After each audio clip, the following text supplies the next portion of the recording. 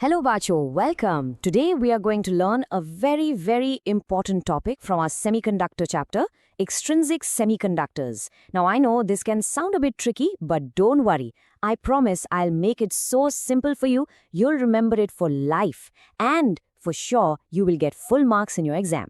Let's begin. Okay, so let's quickly see the roadmap for today's class. First, we'll ask why pure isn't always perfect. Then, we'll uncover the secret of doping. After that, we'll learn exactly how to make N-type and P-type semiconductors. Next, some very important facts for your exam. You cannot miss this part. And finally, a quick summary and a look at what's coming next. This way, you'll know exactly what we are covering step by step. Okay, let's dive straight into our first section, why pure isn't perfect. So here's a question for you. Have you ever wondered, we have all these amazing electronic gadgets, our phones, our laptops. Why can't we just use perfectly pure silicon for them? I mean, pure sounds good, right? So what's the problem? Well, the reason is actually quite simple. At room temperature, a pure semiconductor, what we call an intrinsic semiconductor, it's a bit lazy. It just doesn't have enough free charge carriers to conduct a useful amount of current. It's almost like an insulator, really. And an insulator is no good for our gadgets. So, if our pure semiconductor is so lazy, how do we solve this problem? How do we get it to work for us? Well, let's move on to the next section and find out. This is where the secret lies. And the secret trick that engineers use is called doping. Now, bachcho, this is the exact definition from your NCERT book on page 329, which you must remember for the exam. Doping is the deliberate addition of a desirable impurity to a pure semiconductor to increase its conductivity. The material we get after this is called an extrinsic semiconductor. Now, what's really interesting is that we can understand this with a very simple classroom analogy. Think of it like this. Imagine a classroom where every single seat is taken. It's totally full. Nobody can move, right? Doping is like adding a new student to deliberately create either an extra book, that's our extra electron, or a vacant seat, a hole, to get things moving. So, this brings us to the first type of upgrade we can give to our semiconductor, the first type of extrinsic semiconductor. Let's see how we get those extra electrons. All right, so the first challenge is, how do we get these extra electrons? How do we flood the semiconductor with electrons that are free to move around and carry current? The way we do this is by adding a pentavalent impurity. Penta means 5, so it's an atom with 5 valence electrons, something like arsenic. Now look at the diagram. 4 of these valence electrons form nice stable bonds with the 4 neighboring silicon atoms. But what about the 5th one? Well, that 5th electron is the extra one. It's loosely bound and becomes free to move around, donated for conduction. So let's summarize. For an N-type semiconductor, the dopant is pentavalent, and because it donates an electron, we call it a donor impurity. Examples are arsenic or phosphorus.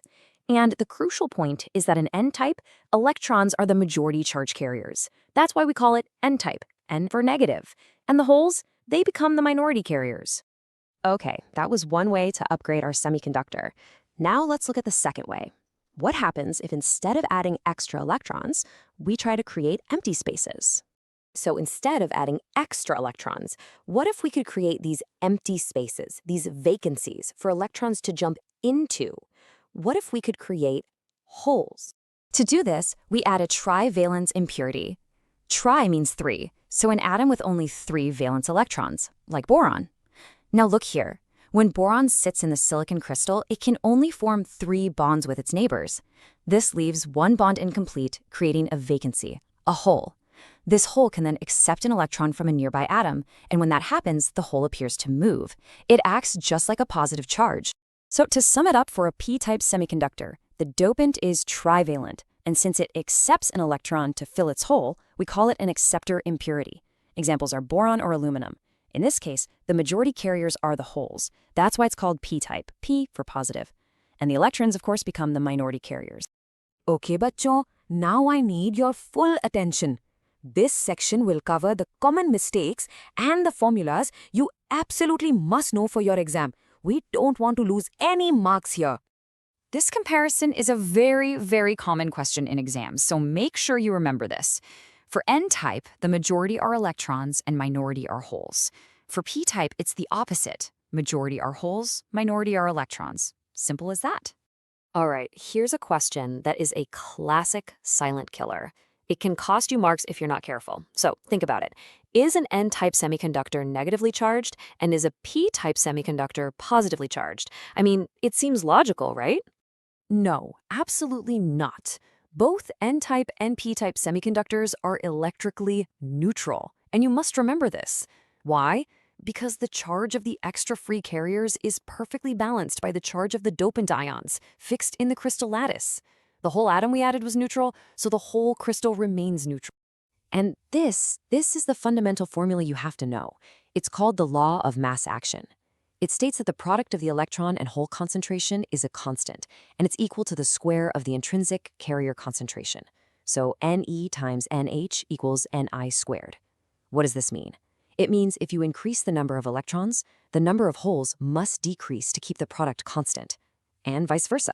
Now just look at this example from your NCERT book. We dope pure silicon with just 1 part per million of arsenic. That's just one special atom for every million silicon atoms. And look at the result. The electron density, Ne, shoots up massively. And using our new formula, we see the hole density, Nh, drops way down. This shows you just how powerful doping is. Okay, so let's quickly wrap up what we've learned with a summary and see where this important topic leads us next. So why does all of this matter? Why did we learn about N-type and P-type materials? Because these are the fundamental building blocks for the next big topic, the PN junction. And the PN junction, Bacho, is the key. It is the heart of all semiconductor devices, diodes, transistors, everything. So, to summarize, here are the 4 crucial points you must take away from this class for your exams. 1. Extrinsic semiconductors are made by doping pure ones. 2. Doping with pentavalent, donor atoms creates N-type, where electrons are the majority. 3. Doping with trivalent, acceptor atoms creates P-type, where holes are the majority. And 4, despite these extra carriers, they are electrically neutral overall. Remember these points and you'll be all set.